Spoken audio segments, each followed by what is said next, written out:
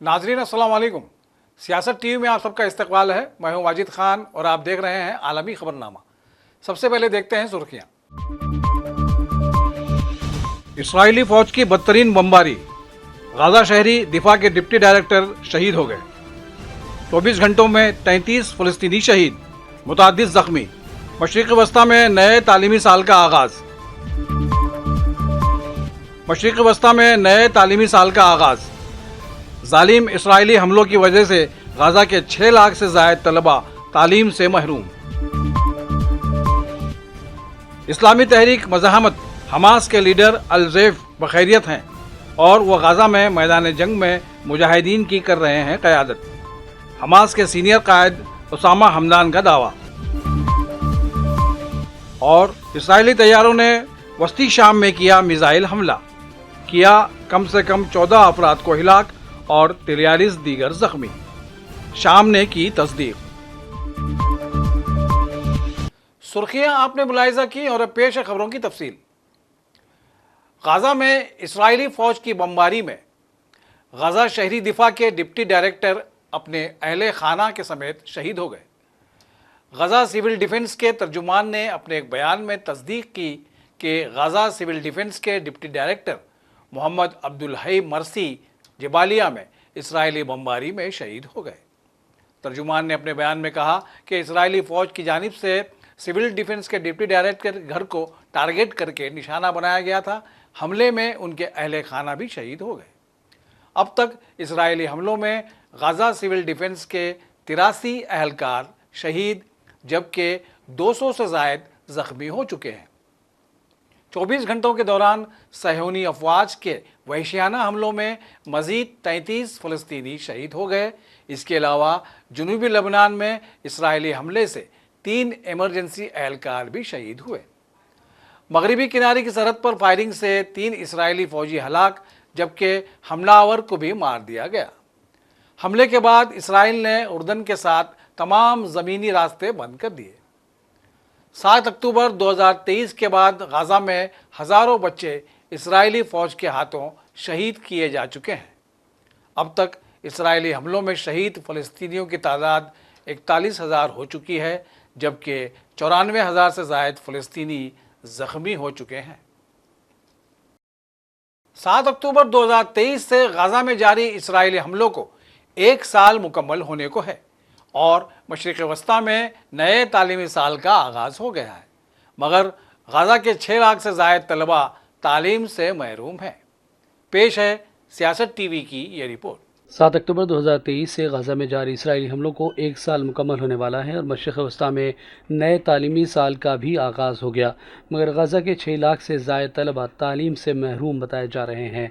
मशरिक़ वस्ता में नए तालीमी साल का आगाज़ हर साल माह सितंबर में होता है जो अगले साल जून तक जारी रहता है, मगर जंग शुरू होने के बाद से गाजा के रिहायशी 6 लाख से ज़ायद तलबा पिछले 1 साल से स्कूल और दीगर तालीमी इदारों से दूर रहते हुए ज़िंदगी की जंग लड़ रहे हैं। इसराइली हमलों के बाद गाजा के लोग ज़्यादातर स्कूलों में पनाह लेने पर मजबूर हो गए जबकि 80% से ज़ायद स्कूल या तो मुकम्मल तौर पर तबाह हो गए या उन्हें जुज़वी नुकसान पहुँचा। गाजा में कायम आखिरी यूनिवर्सिटी को भी इसराइली फ़ौज ने इसी साल जनवरी में तबाह ताराज कर दिया था। रिपोर्ट में बताया गया कि गाजा के 6,30,000 तलबा अक्टूबर 2023 से स्कूल नहीं जा सके और 39,000 तलबा अपने हाई स्कूल का इम्तिहान तक नहीं दे सके, जबकि इसराइली हमलों में 300 से ज़ायद स्कूलों को इसराइल ने तबाह कर दिया।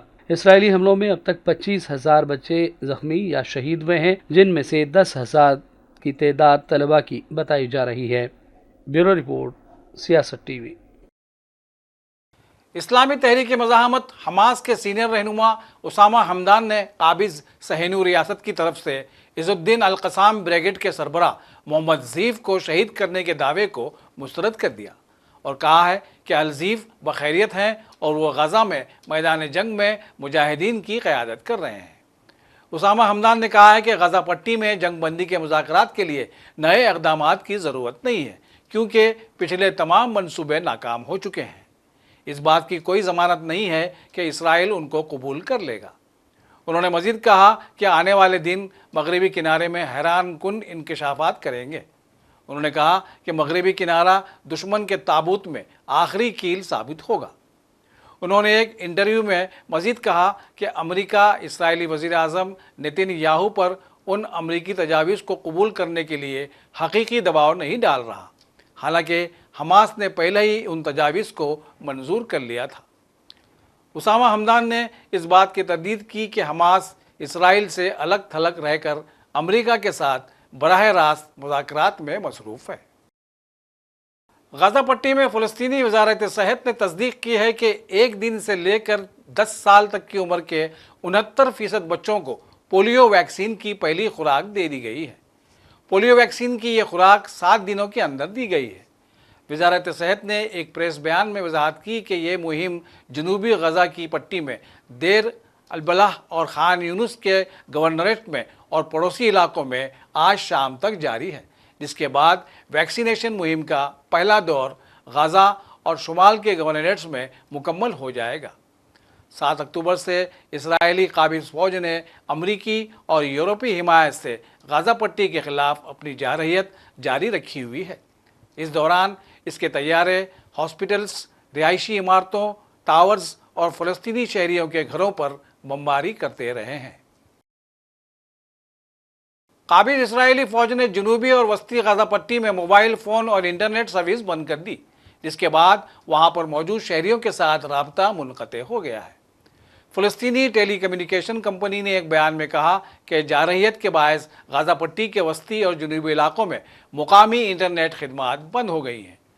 ٹیلی کمیونیکیشنز کا عملہ خدمات کو جلد از جلد بحال کرنے کے لیے سخت محنت کر رہا ہے۔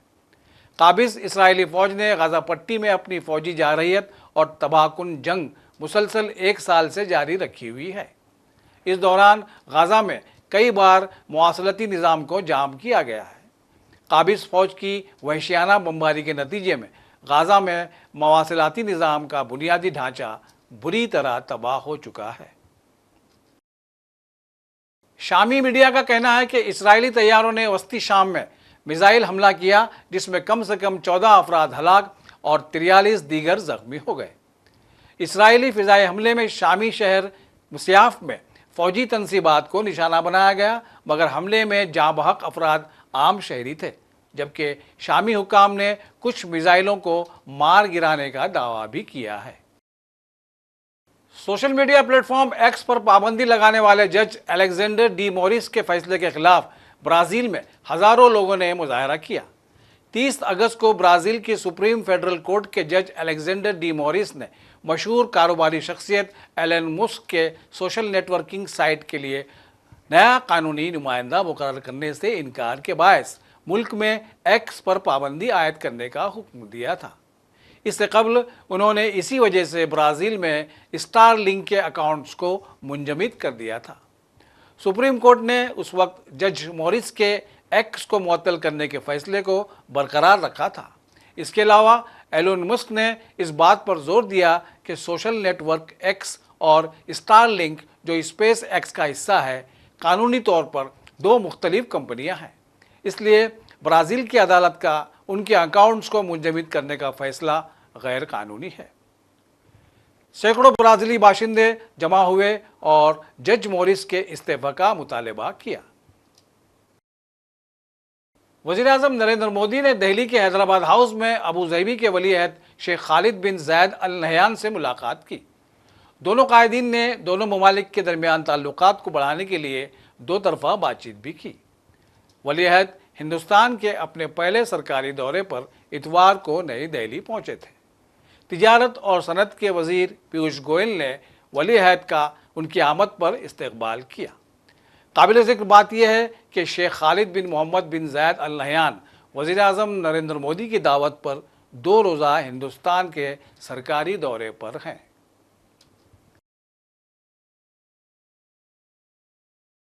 اور آخر میں سرخیوں پر ایک اور نظر۔ اسرائیلی فوج کی بدترین بمباری، غزہ شہری دفاع کے ڈپٹی ڈائریکٹر شہید ہو گئے۔ 24 گھنٹوں میں 33 فلسطینی شہید، متعدد زخمی۔ مشرق وسطی میں نئے تعلیمی سال کا آغاز۔ مشرق وسطی میں نئے تعلیمی سال کا آغاز۔ ظالم اسرائیلی حملوں کی وجہ سے غزہ کے 6 لاکھ سے زائد طلبہ تعلیم سے محروم۔ इस्लामी तहरीक मज़ाहमत हमास के लीडर अल-ज़ैफ बखैरियत हैं और वो गाज़ा में मैदान जंग में मुजाहिदीन की कर रहे हैं क़यादत। हमास के सीनियर कायद उसामा हमदान का दावा। और इसराइली तैयारों ने वस्ती शाम में किया मिसाइल हमला, किया कम से कम 14 अफराद को हिलाक और 43 दीगर जख्मी। शाम ने की तस्दीक। इसी के साथ आलमी खबरनामा यहीं अपने इख्तिताम को पहुंचता है। सियासत की पूरी टीम के साथ वाजिद खान को दीजिए इजाज़त। अल्लाह हाफिज़।